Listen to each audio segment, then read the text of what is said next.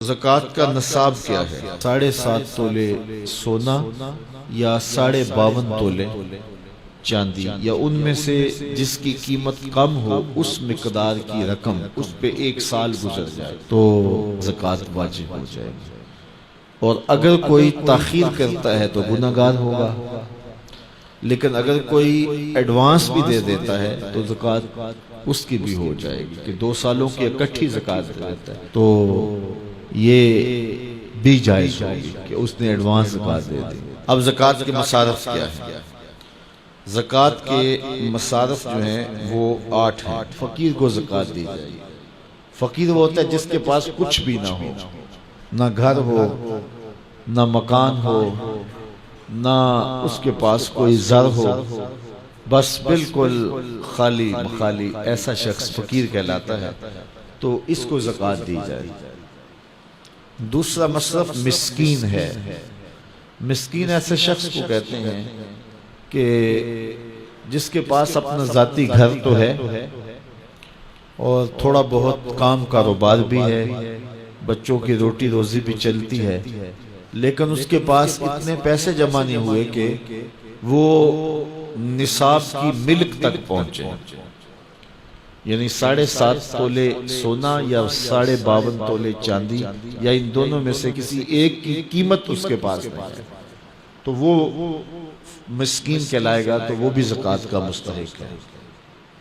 تیسرا رقاب، یعنی غلام کو آزاد کرنے کے لیے اس کو زکوٰۃ دی جا سکتی ہے تاکہ وہ اپنی قیمت دے کر کے اپنے آقا سے اپنی جان چھڑا لے۔ اور چوتھا غارم۔ غارم وہ ہے جو قرضے تلے دب گیا ہے اور اس کے پاس قرضہ اتارنے کے لیے کچھ نہیں ہے، تو اس مقروض کا قرض اتارنے کے لیے اس کو زکوٰۃ دی جا سکتی ہے۔ 5واں شخص فی سبیل اللہ۔ فی سبیل اللہ وہ شخص ہے کہ جو اللہ کی راہ میں نکلا ہوا ہے، جو مدارس دینیہ کے طلبہ ہیں وہ بھی زمرے میں آتے ہیں، ان کو زکوٰۃ دی جا سکتی ہے۔ اور 6واں شخص ابن السبیل، مسافر۔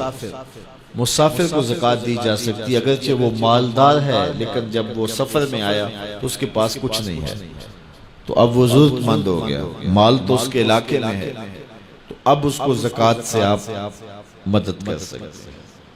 اور 7واں مصرف عامل، جو حکومت کی طرف سے زکوٰۃ اکٹھی کرنے پہ مامور ہو، تو باقاعدہ اس کی تنخواہ بھی زکوٰۃ کی رقم سے دی جائے گی۔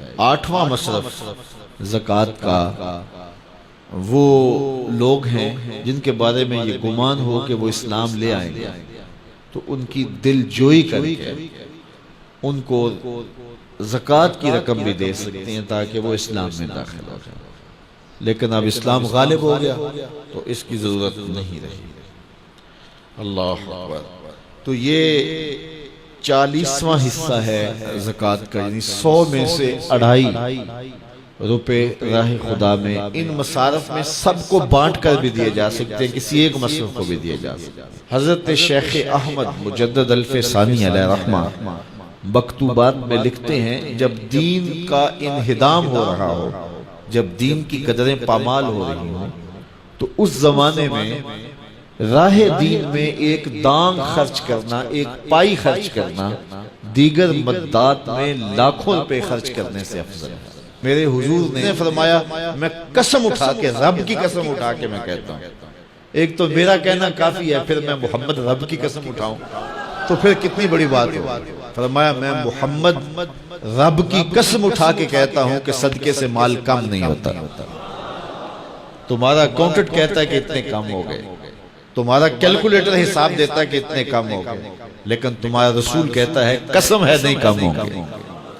اب جس نے تجربہ کرنا ہو وہ تجربہ کر کے دیکھ لے، خدا کی راہ میں دیا گیا کبھی بھی کم نہیں ہوتا، صدقے سے مال بڑھتا ہے، مال میں اضافہ ہوتا ہے، مال میں برکت ہوتی ہے۔